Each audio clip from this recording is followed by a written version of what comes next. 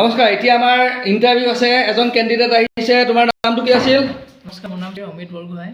অমিত বৰগোহাঁই। আমি চাওঁ ইণ্টাৰভিউ এটা কেনেকৈ তেওঁ দিবলৈ যাব, তাৰে কাৰণে আমাৰ প্ৰস্তুতি চলি আছে। ঠিক আছে, আজি দমদাৰ প্ৰস্তুতি হৈছে যাতে ল'ৰাটোৱে জবটো পায়। ঠিক আছে, আহি যোৱা অতি সোনকালে আহা। নাই নাই, ফাটা ফাটি হ'ব লাগিব ইণ্টাৰভিউ। আজি কেনেকুৱা লাগিব? Good morning ma'am. কেনেকুৱা হ'ব লাগিব ইণ্টাৰভিউ? ভাল হ'ব লাগিব। কোৱা, ফাটা ফাটি হ'ব লাগিব। ফাটাফাটি হ'ব লাগিব। আজি মই জব পামেই পাম। আজি মই জব পামেই পাম। অঁ, ঠিক আছে, বঢ়িয়া। Thank you ma'am. বঢ়িয়া। এইফালে আমাৰ এইচআৰ মেম, তেওঁ প্ৰিপেয়াৰ কৰাই আছে। অমিত বৰগোহাঁই ন? ক'ত ঘৰ তোমাৰ? সুমনি গাঁও, কাকপথাৰ সুমনি কাকপথাৰ। ঠিক আছে, কোৱাচোন তোমাৰ বিষয়ে কোৱা। নমস্কাৰ, মোৰ নাম শ্ৰী অমিত বৰগোহাঁই। মোৰ ঘৰ কাকপথাৰ সুমনি গাঁৱত। মোৰ ঘৰত 6জন সদস্য আছে। মা, দাদা, বৌ, ভাইটি দুটা। ইছমাইল ইছমাইল ইছমাইল, মুখত হাঁহি নাই। ইছমাইল ইছমাইল, কিবা টেনশ্যনত থকা যেন লাগিছে। তোমাৰ গাৰ্লফ্ৰেণ্ড মৰিছে নেকি তোমাৰ? হা? নাই মৰা। নে কি এৰি থৈ গুচি গ'ল? নাই নহয়। ইছমাইলটো, এই ইছমাইলটো লাগে। বঢ়িয়া, এতিয়া আকৌ কোৱা। নমস্কাৰ, মোৰ নাম শ্ৰী অমিত বৰগোহাঁই। মোৰ ঘৰত 6জন সদস্য আছে। মা, দাদা, বৌ, ভাইটি দুটা আৰু মই আছোঁ। বৰ্তমান মই 2019 বৰ্ষত মেট্ৰিক পাছ কৰিছিলোঁ আৰু 2021 বৰ্ষত হায়াৰ ছেকেণ্ডেৰী পাছ কৰিছিলোঁ। তাৰপিছত কি কৰিলা? তাৰপিছত প্ৰাইভেট স্কুল এখনত জব কৰি আছিলোঁ।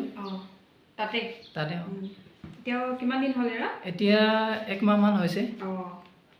ঠিক আছে, কি কাৰণে এৰিব লগা হ'ল এইটো? আগৰ মানে চেলাৰীটো অলপমান কম হয়। চলিব দিগদাৰ হৈছিলে। ঠিক আছে। Okay, hobby? মোৰ হবি হৈছে ফুটবল খেল। অ'কে, আজি ক'ত আছে ইণ্টাৰভিউ? আজি আছে অৰুণাচল ভৱন। বঢ়িয়া, ভালকৈ দিবা। হয়, ঠিক আছে, কেইটামান পইণ্ট মই কৈ দিছোঁ।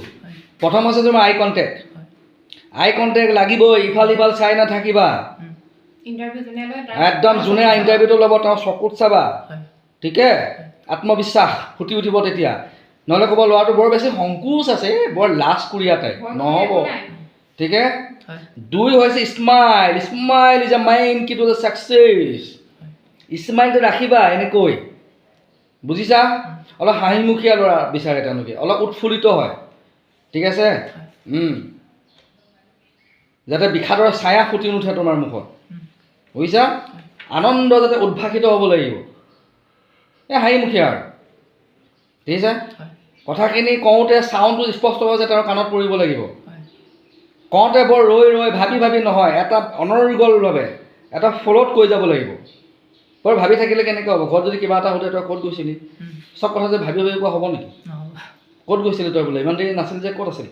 এই নাই, অকণমান বোলে টিচাৰসকলৰ আমাৰ মিটিং হৈছে, অকণ দেৰি হ'ল। মিটিঙত বহুত মানুহ আহিছিল, সেইকাৰণে অকণমান দেৰি হৈছে আৰু ল'ৰা ছোৱালীবিলাকক লৈ আমাৰ অকণমান গাৰ্জেনবিলাকৰ মিটিং। তুমি যদি আমাৰ মিটিং এখন হৈছিল, টিচাৰবিলাক আহিছে, এনেকৈ ক'বা নেকি তুমি? ৰাইট? তো ইয়াত তুমি নিজৰ বিষয়ে যেতিয়া ক'বা, ফৰফৰকৈ ক'ব পাৰিব লাগিব, হয়নে নাই? এইকেইটা মেইন পইণ্ট, বুজি পাইছা? যদি তোমাক ল'ম বুলি ভাবে তেতিয়াহ'লে তোমাৰ কথাখিনি প্ৰথম 4-5 ছেকেণ্ড কথা পাতিয়ে ভাল পাব লাগিব। তেতিয়া তোমাক কি কৰিব, ইণ্টাৰভিউটো দীঘলীয়া কৰিব আৰু সুধিব। যদি কথা পাতি বৰ এটা ৰস পোৱা নাই, তেতিয়াহ'লে হ'ব, ঠিক আছে, এতিয়া তোমাক জনাই দিম বুলি কৈ দিব পিছত। কাৰণ আৰম্ভণি সেইকাৰণে ভাল কৰিবা, জছত, স্মাইলি ফেচত লাগিব লাগিব। ল'ৰাটো কথা পতা ঠিক আছে দেই, আৰু সুধিব তেতিয়া, ইণ্টাৰেষ্ট এটা পাব তেওঁ, বুজিছা? তুমি এতিয়া টিচিং কৰি আছা, ষ্টুডেণ্টক যদি সোধা, সি যদি ৰৈ আমন জীৱনকৈ কৈ থাকে, তোমাৰ ভাল লাগিব নেকি? যিটো ষ্টুডেণ্টে একদম ফৰফৰকৈ কয়, তাৰ বিষয়ে কথা পাতি ভাল লাগে, হয়নে নহয়? পটকৈ ৰিপ্লাই এটা দিয়ে, পটকৈ ওলাই আহে ক'বলৈ, পঢ়িব দিলে পঢ়ে, সুধিলে কিবা এটা পাৰিলে নোৱাৰিলে ক'বলৈ চেষ্টা কৰে। তুমি সেইটো ষ্টুডেণ্ট তোমাৰ কাৰণে বেছি প্ৰিয় হ'ব। বাকী ক'ব, ইয়াৰ লগত কথা পাতি কি হ'ব, ইয়াক যিমান শিকালৈ শিকিবই নিবিচাৰে, ক'বই নোখোজে, হ'ব নেকি? তেনেকুৱা কথা। তো এইখিনি হৈছে বেছিক পইণ্ট। ইণ্টাৰভিউত মেক্সিমাম ল'ৰা ছোৱালী এইকাৰণে ফেইলিয়ৰ হয়। কমিউনিকেশ্যন ঠিক ঠাক নকৰে, প্ৰেজেণ্টেশ্যন ঠিক ঠাক নকৰে, কেনেকৈ হ'ব? ঠিক আছে, কণ্টিনিউ কৰা। বেষ্ট অফ লাক, ভালকৈ দিবা। Thank you sir.